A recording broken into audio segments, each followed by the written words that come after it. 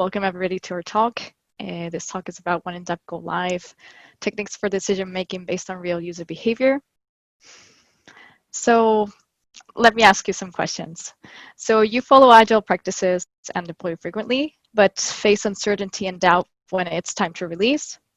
It takes you multiple months to build a new feature, but once it's live, it underperforms expectations or ends up in use, and you can't tell why. Okay.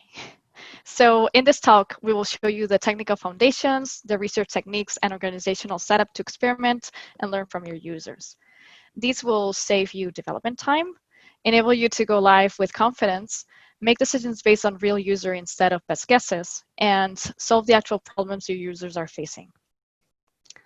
So just a little bit about us. Hi, my name is Irene Torres. I'm from Barcelona, and I'm a developer at Thoughtworks. I hold a PhD in neuroscience, and I started in Thoughtworks about a year ago, and I changed my career. I'm a technologist. I'm fascinated by technology. That's why I changed my career. And I will give you here the science perspective of the study, because with my PhD came a little bit of background in statistics. And now to you, Klaus. Hello, my name is Klaus. I'm also a developer at Thoughtworks. And my formative background is in information system, which is really the intersection of IT and business. So I'm passionate about making IT work for business missions. And yeah, for the purpose of this talk, I'll be wearing the techie hat.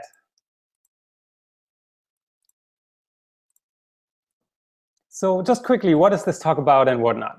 We want to share with you specific use cases that have worked for us. We're not trying to cover extensively all techniques there are. We want to provide a cross-functional perspective between tech, between research, also product, UX.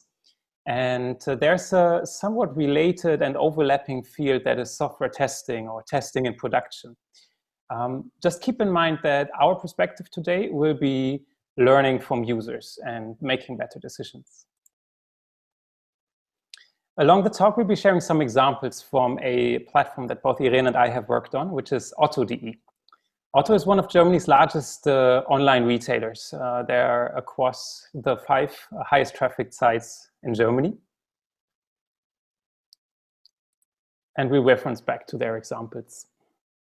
So what do we mean by establishing feedback loops? If you think about your development process, you probably have a way of getting ideas translated into requirements, put in front of your development team, which ultimately will make a release, and then your users will interact with your system, and you will see their feedback through your KPIs, which then ultimately kicks off another one of these cycles. The idea here is that we insert learning opportunities at all the possible stages. So these will be the techniques that we'll talk about today, and we go through them one by one, following along our development process. First up, some prerequisites, and I'll talk a bit technically, and then Irene will come back with some stats. It's 2020, and you're probably agile. So you'll have an incremental and iterative development process. Whichever flavor of agile you're using, make sure that you're focused on learning, that you can make changes incrementally, and that you use ideally short iterations. So luckily, the year-long projects with the release days and the code freezes leading up to it are a bit of a thing of the past. Now, today there's more willingness to start with the first product version and then refine as we go and plan continuously. That's good because smaller scopes mean shorter cycles and you'll get more frequent feedback. So break down your product into a series of MVPs and then release each and one of those. Resist the urge to build and then not release. Also, you want to have services that can be built independently by cross-functional teams and are structured around business domains. This is really to say that outside dependencies typically mean more coordination efforts, and which in turn leads to slower release cycles and less frequent feedback. So to move fast, your team should have everything that's needed to build, launch, and learn. That includes all the skills from the different roles, as few external dependencies as possible, an architecture that allows for services to have as few integration points as possible, and the technical infrastructures and delivery platform that allow that.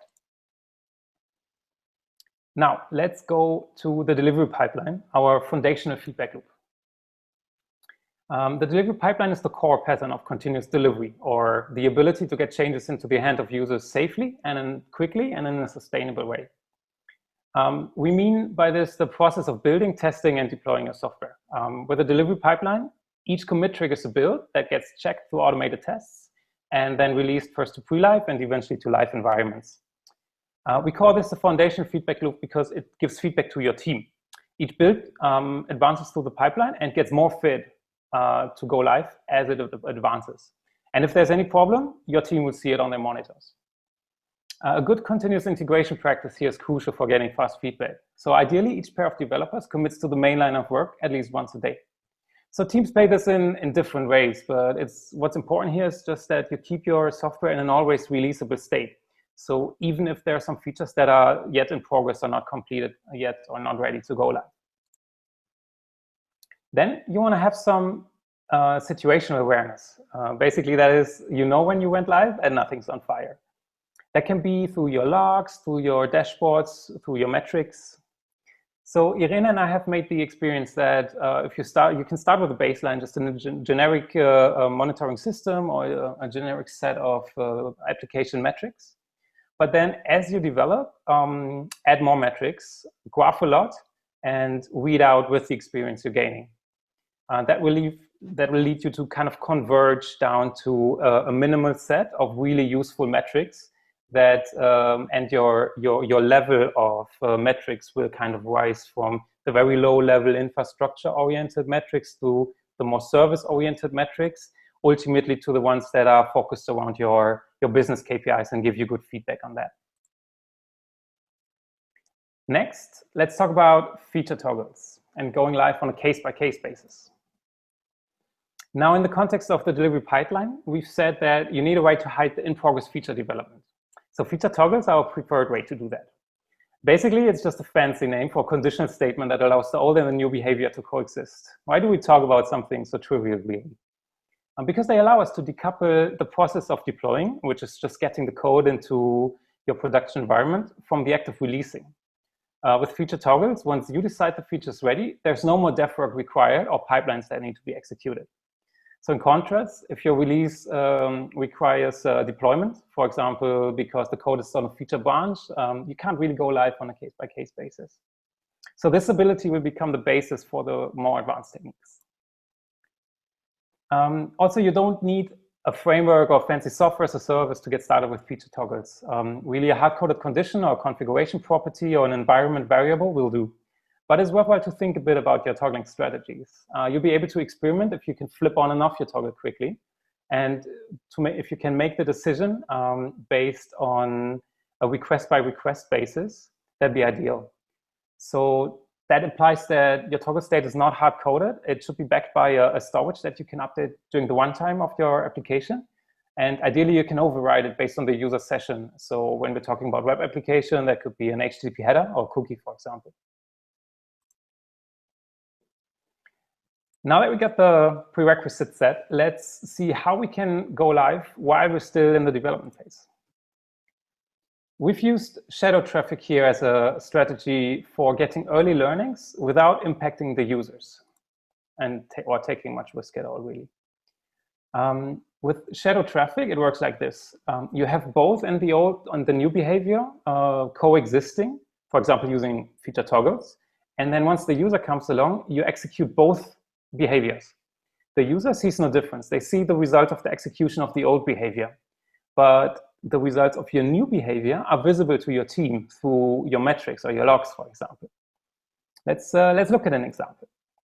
So at Otto, we were developing this feature of outfits. So we wanted to link from item detail pages of clothing items to a page where the item is shown with other items that go together with it. And our main KPI for this feature was the coverage of items, item pages that have the button amongst all the fashion item pages. So we wanted to maximize those 40% you see there. But there were some trade-offs that went there were some business rules about when to show the button, and it was based on various product data attributes and permutation of those. So we had a trade-off to make here between, because the stricter these business rules, the lower would be our button coverage and vice versa. So instead of arguing much and trying to anticipate all of this up front, we just took a simple rule set and we showed the button under shadow traffic. So apart from the testing benefits that came from exposing the feature to actual user behavior, we could see that we have all the data and all the cases. The real traffic distribution allowed us to assess the main KPI, the coverage of the button. And so very early on in the development process, we knew that it was worth building this feature, and we didn't have even have to build a UI for that or like finalize the design, do all the polishing tasks. Lastly, this allowed us to discover and iterate on the business rules and test the trade-offs, because every time we changed the rules, we would be seeing the effects of this in our dashboards. Now to Irene. Yes, thank you. So apart from shadow traffic, visual report is a useful tool to use while developing to also get an idea of the fitness of our business rules. So you can hear me? Yes, okay. Sorry. So this tool allows us to get shorter feedback loops, and it can be used together with shadow traffic or independently. Let's look at this example from Otto. To put you in context, here we have on the top these teasers that represent a category of clothing. They were manually selected by shop managers. And in order to allow expansion and to be able to scale, they were a perfect candidate for to be automated. So what we did here is we came up with the simplest rule set, because as with everything, we wanted a working MVP and then to iterate over it. Just this agile style way that Klaus has been mentioning. So we selected the representative by going to the article list page, finding the first article, and this was ordered by top seller, and choosing the cutout image for that article. Then the best way to determine the quality of the rule set was to render it in an HTML. It could be any other format. We rendered there the comparison between the manually selected one and the automated one. In this way, it was very salient. It was visually salient if that selection was appropriate. Here we also added some metrics to complete our report, such as the percentage of coverage of the representatives. And you, of course, you can put here whatever metrics you see fit. The idea is to save time from arguing about the best business rules by implementing the simplest one and iterating over it. And you can see it by a simple glance to the report. So here we're using the power of visuals. So, okay, so we're done with this section, and let's go to what we can do while we go live. Here, of course, our focus will be A/B testing. I'd say A/B testing is a must-have. So why? Because you want to know that what you build is positively impacting your business. And not only that, but you want your expectations and estimations of the impact to see if they were met or not, and if not, what happened. The only way to know that is by testing your hypothesis and contrasting the data.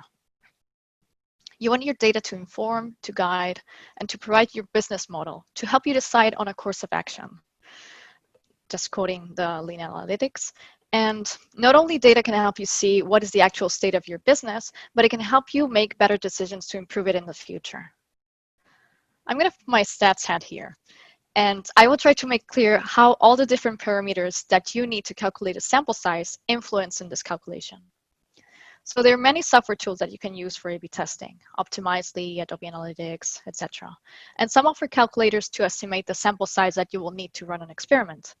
This is an important point because without the minimum traffic, you cannot assess if the result you got was because of chance or because you found a real effect. So let's start by defining by the definition of an A/B testing. As I specify here, A/B testing is a set of statistical tests that evaluate two independent groups. So I have to disclose that some places may see that an A/B testing is also englobing more than two groups. That I consider it to be multivariate testing, and for this talk, I'm going to just consider it to be just two groups. And also it's out of the scope, the other one. And also it talks about independent groups. And this refers to what we call a between subject design. And that means that when you split the traffic in your website, you're randomly assigning each user to one group. So they only belong to one of them. And This means that users don't see both conditions, so they're independent groups. A/B testing mostly uses statistical hypothesis testing to calculate the likelihood of a change in your website being meaningful. So we have two hypotheses to consider. One is the null hypothesis, which is the one that states that what we know, the current state, and that applying changes between this test and this control group have no effect. On the other hand, we have the alternative hypothesis, that is our hypothesis. And here is where we state that the changes that we apply in the test group have a real effect and are significant, or that will be significant. That's what we hope. So for instance, an hypothesis could be our users are actively engaged in clicking the button, and therefore our add to basket is relatively increased by 5%. What we are describing here is that, for instance, in this example, let's say that our users go to this page with a button and they see these jeans and they want to go and see the outfit. They get inspired by visiting a page where these jeans appear in this outfit. They like it and feel that it matches their style. So they go back to this article detail page and they press the add to basket button.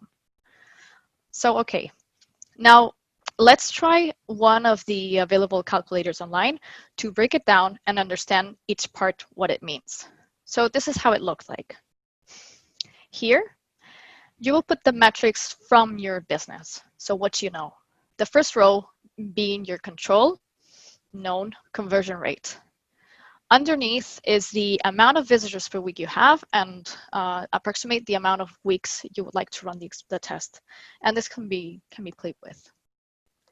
Here, you input the relative increase that is related to what we call the effect size that I will explain later. Here, if you want a one-sided or a two-sided, and that you will see that depends on what you're looking for and your KPI, and therefore your hypothesis. And here you can either leave the default values or select others depending on the risks you're willing to take later. So let's start with the effect size. This gives us an idea of how important the difference is. It talks about the magnitude of the effect, so how important the result is. So you must have seen what's on the right, and you must have be wondering, what is this? This is to make it more understandable what I mean by effect size. So imagine a ruler, or well, don't imagine it. Look at the screen. What is the maximum precision that a ruler can give you? It cannot measure less than 1 millimeter, right? So if I want to measure rubber, I have no problem. But if I wanted to measure a virus or a coronavirus, well, that will not be possible because the scale of the virus is in the nanometers. So keep this into account when inputting your relative expected improvement. At least it needs to give you the minimum, that plus 1 millimeter that you're looking for. But what does it mean, relative improvement?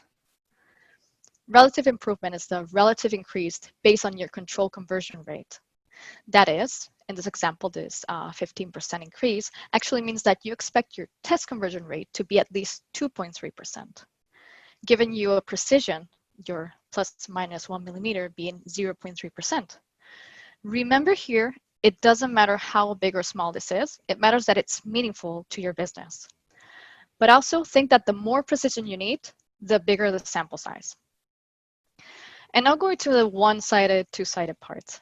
Remember about the null hypothesis. Here is you're saying that the mean of these two groups are the same, so that there are no differences.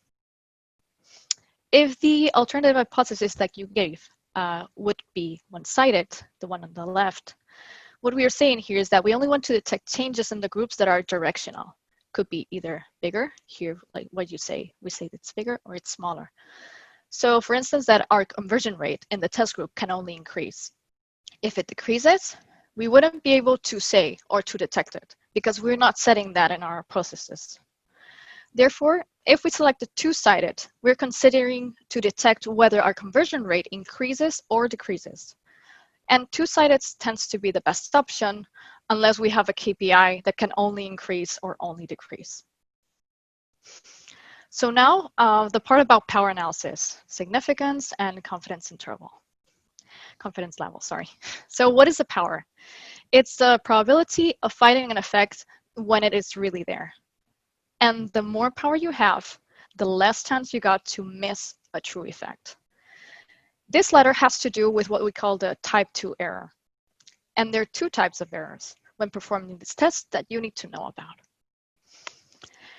So, okay, don't panic. Let's go a little bit to the beginning. From the population, from this real world, here what you have on the left. Not all the users. We're making inferences in our study by estimating what we think is happening. This estimation has some probability to be wrong, and we need to take that into account. So this type 2 error I've been talking about is about the probability to miss an effect that is really there. So the odds of not detecting it. I don't know if I have the pointer, but it's about this. If the effect is not there, but it was actually there, right? So, and this has to do with the power. How? Well, like this. The power is the inverse of this probability. Therefore, the power gives us the probability to finding an effect when it's really there. And mostly you will see the convention in power to be 80%, but if you were to put it higher, you want to be sure you find an effect, you will need a bigger sample size. Okay, the significance level now is your alpha, and it's the probability of detecting an effect that is really not there. So how it relates to the confidence level? Actually, the confidence level is the inverse of the significance level. As a reminder, the significance level is when I detect an effect that is not there. So this is a false alarm that we call, or a false positive. And typically you will see this significance level to be put at 5%. If so, it means that the confidence level is 95%. We use the significance level as a threshold that when calculating for a data set to see if it's significant, this is our p-value. And if it's below alpha, then we can state that we found an effect and that it's significant.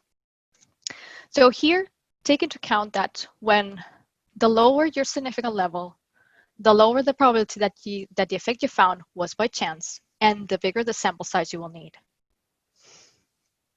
Okay, to sum up this part, remember to choose a test conversion rate that is meaningful for your business, and that power and significance level can influence your sample size, but are normally giving predetermined values by convention that are considered good enough. And this convention can, in science fields, it can really differ a lot. But if needed, now you know what they mean and can act accordingly.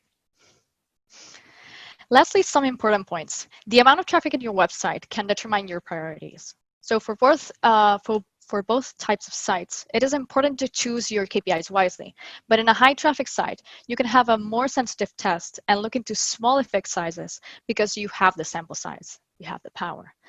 And on the contrary, in a low traffic site, your KPIs will have to give you a relatively high increase because you're restricted in user numbers. What I mean is, given a conversion rate of 10%, if you increase, and I'm really exaggerating here, if you increase is expected to be by about 50%, you're saying that you expect the test conversion rate to be about 15%, so a 5% increase. And in the below one, if the conversion rate is 1%, and you want this increase, the same increase of 50%, this means that you want to detect at least a conversion rate of 1.5%. So here we're talking about a 0.5% increase. So be careful which KPIs you choose because depending on your traffic, it could be impossible to perform that test. In that case, instead of deciding over a KPI with such a low conversion rate, maybe you decide on one that gives you a hint or what we call what is like a smooth KPI. So one that maybe tells you about your users, but is at the beginning of the user journey and in one of your highest traffic sites. So it gives you you have a high conversion rate. Also, I think it's always preferable to run A/B test than a multivariate test. But you could run it in a high traffic site, while it is not recommended for low traffic sites because they require a bigger sample size. And remember, here you want to go for big changes. So additionally, in lower traffic sites, qualitative tests like surveying users or etc. could help you understand your users and help you create better A/B tests. Last but not least, never ever stop an experiment before time. ever. Even if you find significant results.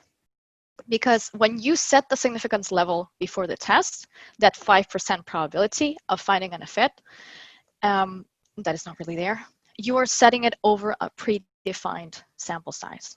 If you stop your experiment before time, you're not testing all the users you set, and therefore the probability of a false positive is much higher than you accounted for, and you cannot even be sure if the result that you got was because you really found an effect or not. So okay, that's it for this part. I hope it was useful. And as our last section, let's talk about what we can do before we start developing. Until now, we have showed how we could obtain feedback about our feature derived from organic traffic, from real users, directly or indirectly. We want to focus on how to make better decisions based on data by testing a group of experts. Sometimes it's not about the users, but about convincing, with data as well, if a product or feature is a good decision for incorporating the knowledge of a group of experts. And performing an experiment is a very reliable way to obtain that without falling into biases. But caution, you need experience designing and analyzing statistical tests because it's very, very easy to not get it right. And I will give you some examples. Let's go back into the example in the visual report. There were some reservations that the quality of the article selected was as high as the one selected manually.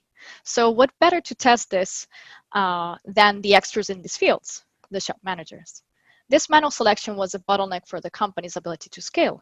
Therefore, it was everyone's best interest to automate this process. But managers wanted to be sure that the quality would not decay. So we offered our PO to perform a study. Not going into specifics, but just so you get the general idea. Half of the work when creating an experiment is clearly stating your research question or hypothesis, because depending on your question, you need a design or another. What could be a good hypothesis? So I don't have a good clear answer for this, but how I did it is that you need to have perfectly clear what the goal of the study is.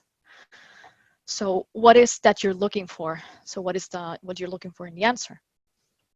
For instance, we decided to have an experiment with presenting them with only one teaser at a time so that participants could focus on the quality and viability of that teaser as a representative of the article. We could have put one teaser next to each other, what is called a preference experiment. That, by the way, it's done a lot in animal behavior research. But we didn't. And they chose, with this kind of preference experiment, they chose which one is better. But this could have biased them into wanting to compete between the two teasers and also given them a hint that one was manual and one was selected. And really, we were looking for them to assess each image's quality, not a competition. To exemplify the methodology used, for instance, in order for them to give us their unbiased answer, the most spontaneous one, we limited each trial to 5 seconds, and we discarded the first trials as they needed to train to respond fastly. An important detail that we have to take into account is that we have to take into account a lot of things, and one of them is the familiarity bias. That is when a person likes something because it is more familiar to it. So therefore, randomizing and avoiding high repetition in the survey is necessary. Other thing to take into account is that there's no such thing as too much data. So collect some demographic data, like some age, gender, whatever you feel that is fit. And collect feedback that makes sure everything was fine, so that the participant didn't run into trouble, or to make sure that they understood the study and that they understood what they needed to do, especially if you did it remotely, as we did it. So it's important that since you're not there, that they don't assume. So that's why you need clear instructions. So this is what we got in our survey, if you were curious about it. And we did get that the selected, you can see in the yellow bars that our selected teasers get more likes, let's say, than the other ones. And actually, it was a significant result. Okay, so we couldn't end this section without a special mention to UX lab tests. It involves working with UX designers that are the ones who design and test the usability of a feature with small groups, if in-lab, or larger groups if remote. A UX designer knows about what users like, how to track them, and motivate them. Therefore, working with them, including them in the inception of a product, is almost essential to the success of it. For instance, a UX designer can give you hints into which business rules could work for a feature based on visual similarity, the example that we have been talking about before. So we make assumptions about a product, and we need to test if our target users understand the feature. These types of tests can be as cheap or as expensive as we want, depending on our budget. If you can afford it, you could be interested in using tools such as eye tracking or other methods that are more accurately account for users' behavior. Always followed by qualitative questions regarding user satisfaction using the feature. Well, that is it. So let's wrap up with Klaus. Thank you. Thank you, Irene. So let's look at the big picture again. What have we learned today? We started off with some organizational prerequisites, the iterative and incremental development process, and autonomous teams. Then we talked about having the delivery pipeline, the reliable deployment process, the feature toggles, your logs and metrics to gain situational awareness. These are really just a prerequisite that allow you to release frequently and at the pace required for learning from users. Next, through shadow traffic and visual reports, we figured out techniques for learning from your users without them even knowing about it, and pretty low risk.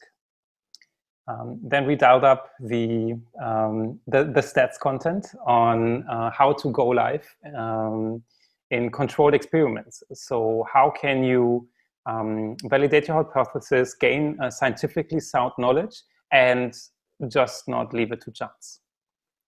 We also talked about things that you can do before even going live.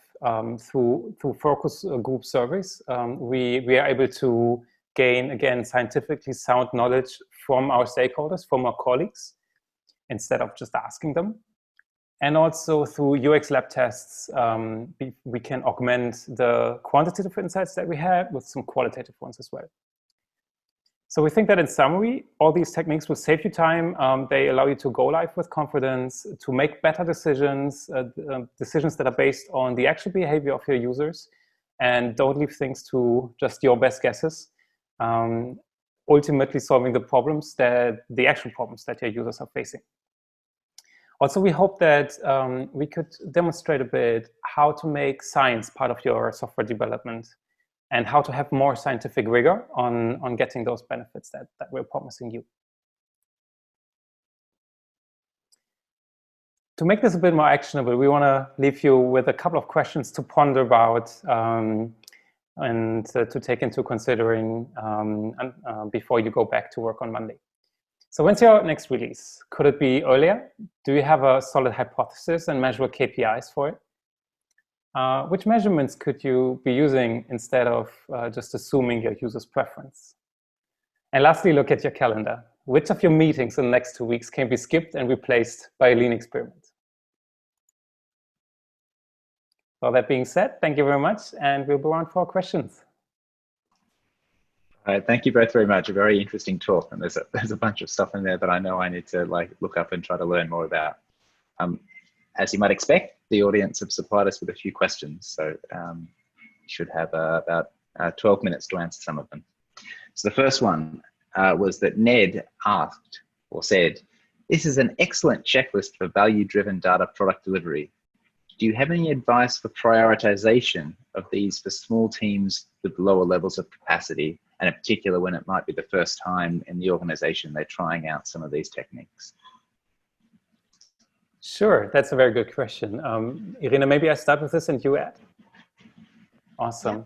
So it depends a bit on what you mean by capacity net. There's a lot of standard tools or cloud tools available, like in the A/B testing space, for example. Optimizely is really widely used. There's Google Optimize, there's others. So they allow you to not have much infrastructure and invest much capacity into building out these experimentation capacities. With the results of today, we hope that we could also explain a bit what's going on just under the surface. to design better experiments. In terms of which techniques to start with, as a techie, I would say a pipeline is just a hygiene factor that you want to have, and you probably do. Stressing Irene's point earlier, if you don't A/B test, if you just release, you'll just leave it up to chance. This might be fine, depending, like if you're a startup coming out of stealth mode, that might be just fine. Lab tests, the UX lab tests, they can be really cheap. Like nowadays, again, we have I've done this in a lab in person with like an actual room, but now also in the state that we're in, they're really good remote tools as well. They can be really cheap and very insightful at the same time.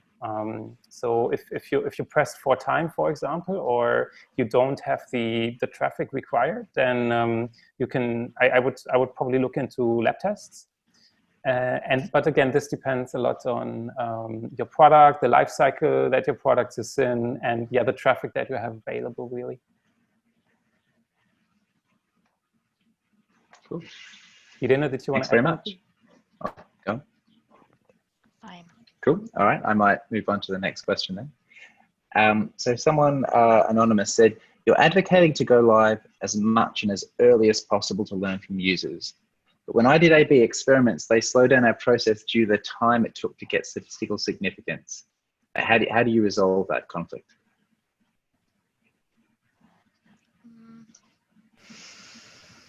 Yeah, so let's say that if you don't do an A/B test, you cannot really know about the value of what you did. Like I would say that I know there's a trade-off on A/B testing, but the trade-off is that you have to wait, but you can get it. I would say that so there's different things to take into account that I've said during the talk. No, that let me think. I'm trying to gather my thoughts. If Klaus, if you have something to say now, like it's fine. You can say it. I'm just trying to think about how to respond this. Okay, let me do that. So we showed some of the parameters of the A/B test that all funnel into what is the sample size that you need. And I was actually in a situation where we're working on a product where we only had a few, like, what is it, hundreds of clicks per day. And there are a couple of things that you can actually do if you still want to get those benefits from those methodology and don't leave it up to chance. Making larger changes all at once would allow you to reduce the minimum detectable change size. So like you make your ruler broader, and thus that would lower the sample size required, and thus it would lower the amount of traffic and time you need to wait. You can also do, if you have a bunch of variations that you want to test, that would take a longer time because it would require a lot of samples. You could turn such a multivariate test into an A/B test, which is just a test in the control group, by maybe running all these different variants that you have through a UX lab test before, and see from the UX lab test what is kind of the best one, and then do test that one in the A/B test. There's a couple of scenarios as well. So Irene showed that this one A/B test where we were testing that users are on an item page, then click on a button, see the outfit, then go back to another item, and then buy, right? So these are all like multiplied probabilities. And so to have such a high-level economic metrics requires, again, more samples. So depending on your case, you could use a more micro KPI, say just the button clicks. I'm so glad you did learn a lot about this.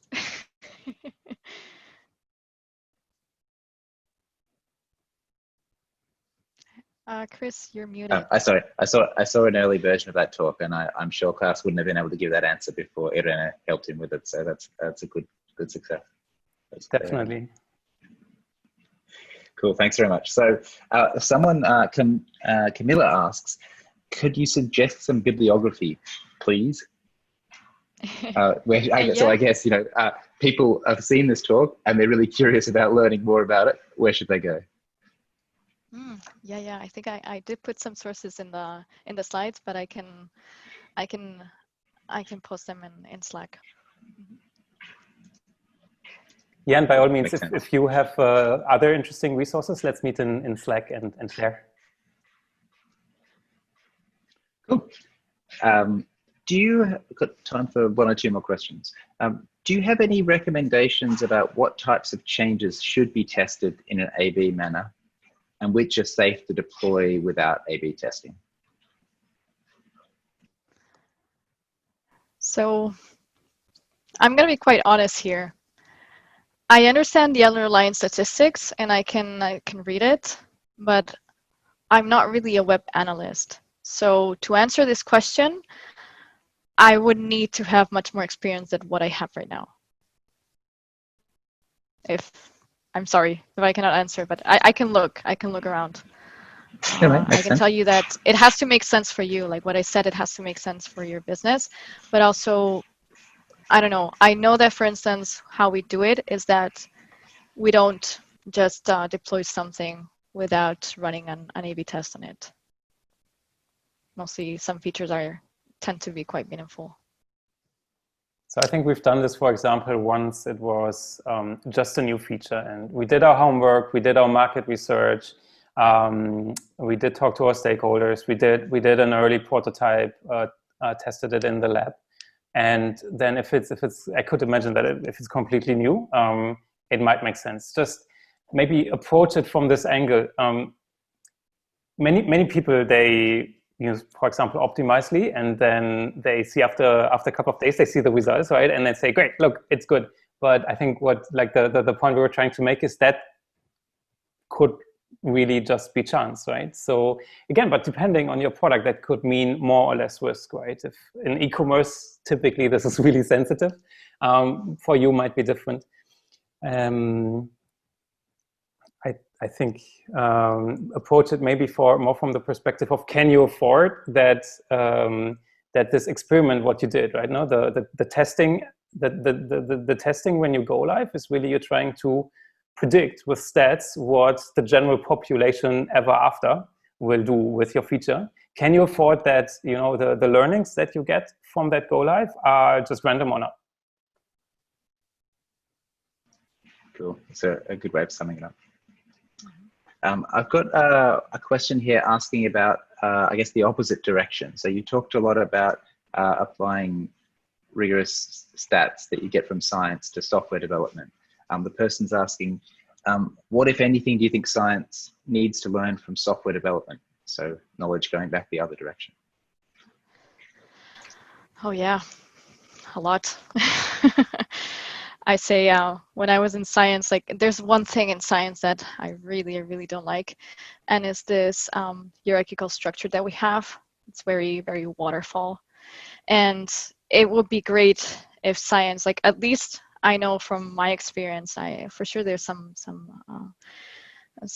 places that it's not like this, but we're missing all these kind of agile development. All these working with an MVP and trying to iterate over it, not learning from it, all these communication. I really like this that I've been learning here with software development, and I really think that this is missing in science, and all the nepotism and all this very rigid hierarchical structure. I think we could benefit from a more horizontal structure.